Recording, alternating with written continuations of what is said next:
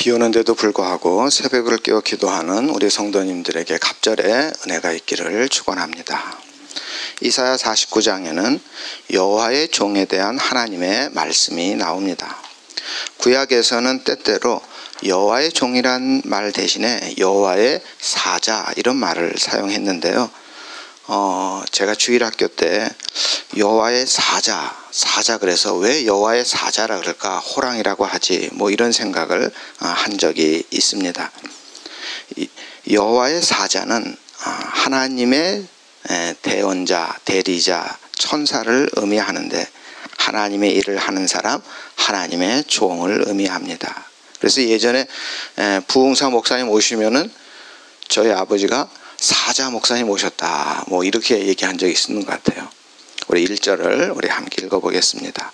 섬들아 내게 들으라, 먼 곳 백성들아 귀를 기울이라.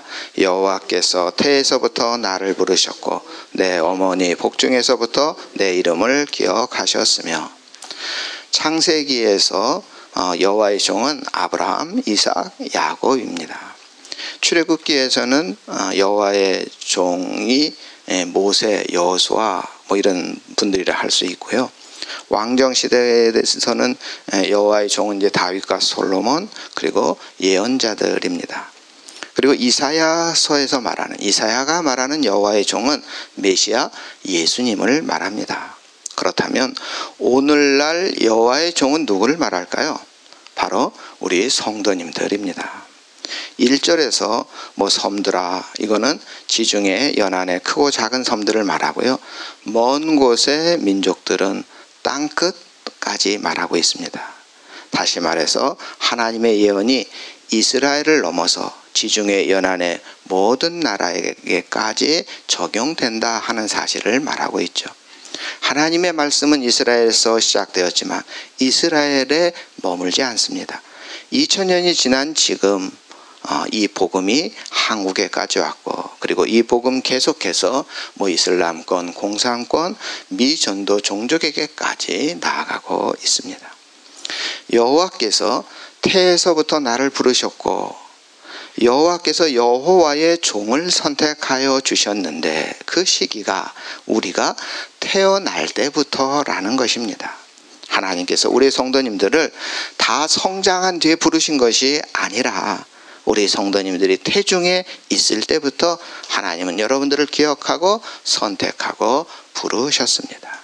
이 놀라운 은혜를 생각하면 뭔가 전율이 느껴집니다. 내가 모태에 있을 때 하나님이 나를 아셨고 나를 부르셨었구나. 하나님께서 모태에서부터 우리 성도님들을 사랑하신 것입니다. 우리 2절 말씀 함께 있습니다. 내 입을 날카로운 칼같이 만드시고 나를 그의 손그늘에 숨기시며 나를 갈고 닦은 화살로 만드사 그의 화살통에 감추시고. 하나님께서 메시아의 입에 예리하고 칼 같은 말씀을 주시겠다. 메시아의 특징은 말씀의 능력에 있습니다. 여러분, 예수님이 말씀하실 때 어떤 일이 일어났습니까? 병든 자가 일어났습니다. 안진뱅이가 일어났습니다. 귀신이 쫓아내었습니다. 하나님은 오늘 우리들의 입술에도 능력 있는 말이 가득하기를 원하십니다. 또한 하나님께서는 하나님의 손 그림자 안에 메시아를 숨기고 보호해 주십니다. 메시아는 고난과 위기와 고통을 당하지만 하나님의 손 그림자 안에 보호받으셨습니다. 마찬가지로 하나님의 종인 우리 성도님들도 하나님께서 섬세하게 인도해 주시고 보호해 주실 것입니다. 우리 4절 말씀 우리 함께 있습니다. 그러나 나는 말하기를 내가 헛되이 수고하였으며 무익하게 공연히 내 힘을 다하였다 하였도다. 참으로 나에 대한 판단이 여호와께 있고 나의 보응이 나의 하나님께 있느니라. 여호와의 종 예수님은 십자가를 지고 피 흘리며 죽으신 사실 우리가 다 잘 알고 있습니다. 그때 모습을, 십자가에 달리실 때 모습을 한번 생각해 보시기 바랍니다. 아무도 정말 예수님에 대해서 동정하지 않았습니다. 하나님께 버림받았다고 느껴질 정도로 메시아 예수님은 고독하고 외로운 길을 가셨습니다. 모든 것이 그 십자가의 죽음으로 끝난 것처럼 보였습니다. 그렇지만 엄청난 반전이 일어났죠. 예수님 때문에 인류의 모든 죄가 구원받는 역사가 일어났습니다. 여호와 하나님께서 보응해 주신 것입니다. 오늘 우리 성도님들도 메시아 예수님을 닮아가는 여호와의 종으로 살아갈 때 내가 하고 있는 이 헌신이 헛수고가 아닐까? 이런 생각이 들 수가 있습니다. 내가 괜한 일을 하고 있는 것은 아닌가? 내가 이렇게 죽을 고생을 하는데 왜 아무도 알아주지 않지? 이렇게 생각하실 수 있습니다. 그러나 여호와 하나님께서 정확하게 판단해 주시고 하나님께서 우리 성도님들에게 적절한 보응을 해 주실 것입니다. 그러면 메시아가 하는 일은 구체적으로 무엇일까? 5절에 보시면 이스라엘 백성을 모으십니다. 우리 성도님들을 모태에서부터 부르신 이유는 상처받고 흩어지고 꿈을 잃어버린 사람들을 불러 모아서 다시 희망과 용기를 주고 구원의 메시지를 전하는 것입니다. 예수님은 어머니 같은 분이고 타락한 자녀를 가슴에 품는 아버지 같은 분입니다. 누구든지 예수님에게 오면 위로를 받습니다. 여호와의 종은 이처럼 회복시키는 사람이 되어야 하는 것입니다. 6절에 보시면 이스라엘을 모으는 일은 작은 일이다라고 하십니다. 왜냐? 하나님의 큰 그림에 비하면 이스라엘 정도는 일부에 불과하다, 이런 뜻입니다. 하나님의 꿈은 이스라엘의 회복만이 아닙니다. 하나님의 꿈은 이스라엘을 넘어섭니다. 지중해 연안에 있는 작은 섬들뿐 아니라 땅끝까지 모든 열방이 구원을 받기를 원하십니다. 하나님께서는 야곱을 회복시키는데 그치지 않고 모든 열방과 나라와 민족을 구원하시겠다 합니다. 그 도구로 여호와의 종 우리들을 선택하신 것입니다. 내가 너를 이방의 빛으로 삼아서 땅끝까지 내 구원이 이르게 하도록 하겠다. 140년 전에 한국에 우리 선교사님들 들여와서 복음을 전해 주었습니다. 그분들이 우리 한국과 무슨 관계가 있었습니까? 한국에 친척도 없었고 가족도 없었고 아무 이해관계도 없었습니다. 그렇지만 우리 선교사님들 정말 140년 전에 한국에 왔고 이 땅에 묻혔고 그들은 이방의 빛이 되었습니다. 우리 교회 유진벨 기념홀이 있는데 이 유진벨 선교사가 우리 광주에 복음을 전해 주었고 기독병원을 세우고 수표 학교를 세우는 등 많은 사역을 하였는데 그 유진벨 선교사의 부인 사모님이 한국에서 교통사고로 돌아가셨습니다. 그럼에도 우리 유진벨 선교사는 이 나라를 떠나지 않았고 계속해서 빛의 사명을 감당해 주셨습니다. 그 뜻을 이어받아서 우리 광산교회는 정말 선교에 적극적으로 힘을 쓰고 있다는 사실 우리 성도님들 잘 알고 계시죠? 모르세요? 이방의 빛이 된다는 광산교회의 비전은 바로 이름도 없이 빛도 없이 복음을 전해준 선교사들에게 이어받은 것이고 계속해서 우리 성도님들도 세상의 빛을 전해주는데 힘을 써야 하는 것입니다. 우리 7절 말씀 우리 함께 있습니다. 이스라엘의 구속자, 이스라엘의 거룩한 이이신 여호와께서 사람에게 멸시를 당하는 자, 백성에게 미움을 받는 자, 관원들에게 종이 된 자에게 이같이 이르시되 왕들이 보고 일어서며 고관들이 경배하리니 이는 이스라엘의 거룩하시니 신실하신 여호와 그가 너를 택하였음이니라. 오늘 우리가 여호와의 종으로 빛의 사명을 감당할 때 어려움을 당할 수 있습니다. 멸시를 당할 수가 있고 미움을 받을 수 있습니다. 하지만 우리 성도님들 하나님께서 창세 전에 택함을 받은 분입니다. 우리를 예정하시고 양자로 삼아 주셨습니다. 이런 부름에 대한 확신을 가지고 그 어떤 어려움도 이겨내야 하겠습니다. 8절에서 13절까지 바로 우리 하나님이 함께해 주시겠다 그 약속의 말씀입니다. 하나님께서 함께해 주시기에 우리는 그 어떤 어려움도 이겨낼 수 있는 것입니다. 그런데 이스라엘 백성들은 그들의 현실, 그들의 당면한 현실에 파묻혀서 하나님의 약속을 믿지 못하고 있었습니다. 우리 14절에 보면 시온 즉 이스라엘 백성이 여호와께서 나를 버리시며 주께서 나를 잊으셨다 불평하는 장면이 나옵니다. 분명 이스라엘 백성들에게는 하나님의 구원과 회복의 약속이 있었지만 현실의 고통과 시련에 짓눌려서 무기력해졌고 좌절에 빠져 있었습니다. 그래서 14절과 13절은 엄청난 차이가 있습니다. 13절은 하나님을 찬양하며 희망찬 메시지를 선포하고 있지만 14절에는 절망과 신음이 가득합니다. 우리 성도님들, 아무리 힘들고 어려운 일이 있더라도 좌절해서는 안 됩니다. 이스라엘 백성들은 하나님의 구원과 회복의 약속이 있었음에도 불구하고 당면한 현실이 너무 어렵기 때문에 부정적이고 절망적인 말을 하고 있습니다.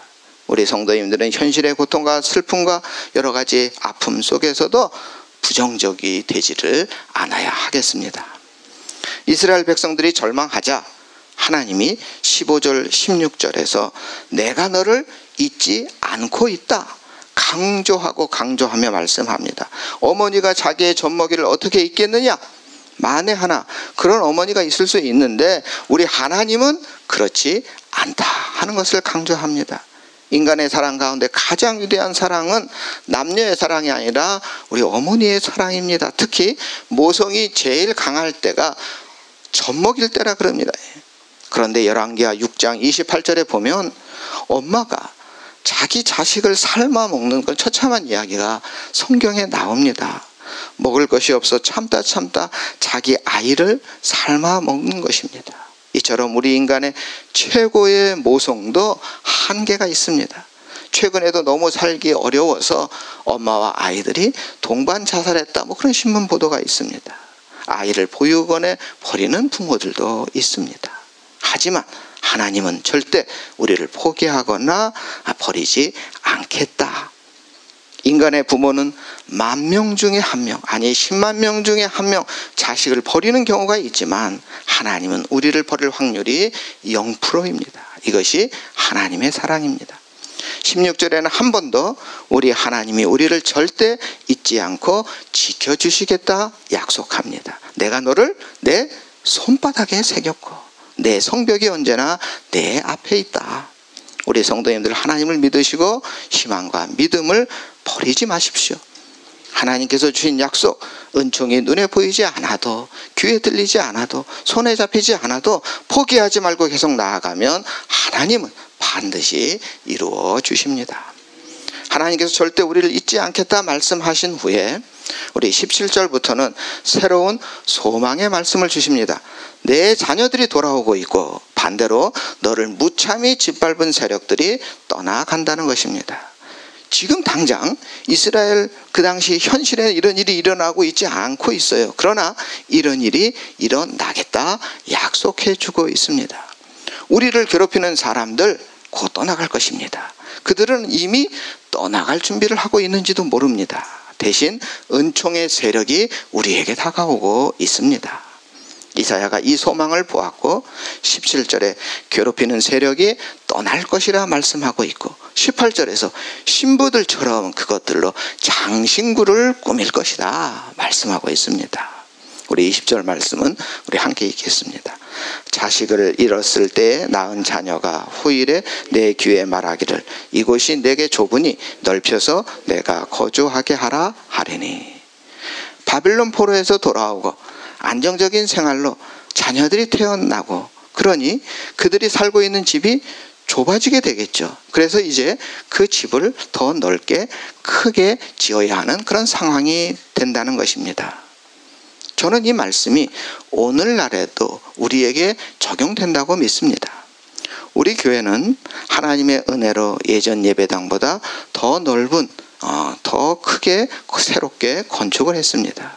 그래서 좋은 예배당에서 넓은 예배당에서 편안하게 예배드리고 있습니다. 그런데 여기서 멈추는 것이 아니라 이곳이 좁아서 더 넓히는 역사가 일어나기를 소망합니다.